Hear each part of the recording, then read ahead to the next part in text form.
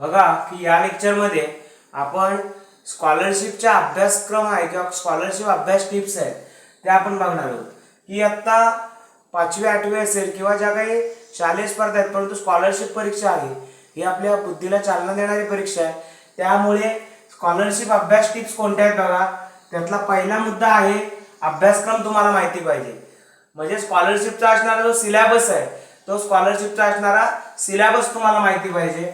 दुसरी गोष्ट म्हणजे तुम्हाला अभ्यासक्रम माहिती पाहिजे। मुळात का, कारण आपल्याला परीक्षेला कोणते विषय आहेत, मराठी, इंग्रजी, गणित आणि बुद्धिमत्ता हे आपल्या आता स्कॉलरशिपला विषय आहेत, तर तुम्हाला विषय माहिती पाहिजे। वाय, कारण विषय जर माहिती असतील तरच तुम्हाला त्याच्यामध्ये येणारे प्रश्न आहेत त्यांचे तुम्ही अनुकरण कराल। म्हणून कुठलीही परीक्षा असो, पहिला मुद्दा म्हणजे तुम्ही न खचून जाता तुम्ही त्याला टॅकल केलं पाहिजे।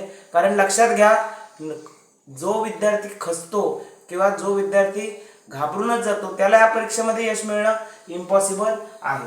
तुमची प्रयत्नशीलता दाखवणाऱ्या या परीक्षा स्कॉलरशिप अभ्यास टिप्स मध्ये पहिला मुद्दा आहे तुम्ही अभ्यासक्रमाचा काय केला पाहिजे। अभ्यासक्रम जो आहे तो अभ्यासक्रम तुम्ही चांगल्या पद्धतीने अभ्यासला पाहिजे। दुसरा मुद्दा आहे तुम्ही सराव केला पाहिजे। तुम्हाला अभ्यासक्रम माहिती झाला की त्याच्यामध्ये येणारे प्रश्न आहेत त्या प्रश्नांचा तुम्ही नित्य नियमाने सराव केला पाहिजे। तिसरा मुद्दा आहे तुम्ही नियोजन केलं पाहिजे, म्हणजे तुमच्याकडे प्लॅनिंग पाहिजे एखाद्या गोष्टीचं। म्हणजे पहिला मुद्दा काय की तुम्हाला अभ्यासक्रम माहिती पाहिजे, दुसरा मुद्दा सराव पाहिजे तुमच्याकडे, तिसरा मुद्दा नियोजन हवं, चौथा मुद्दा जुन्या प्रश्नपत्रिका। म्हणजे मागील काही वर्षांमध्ये जर तुम्ही या वर्षीची स्कॉलरशिपची एक्झाम अटेंड करणार असाल किंवा देणार असाल तर तुम्हाला जुन्या प्रश्नपत्रिकांचा अभ्यास पाहिजे। पुढचा मुद्दा आहे योग्य मार्गदर्शन। कोणाचंही मार्गदर्शन घेऊन फायदा नाही, तुम्हाला योग्य मार्गदर्शन पाहिजे।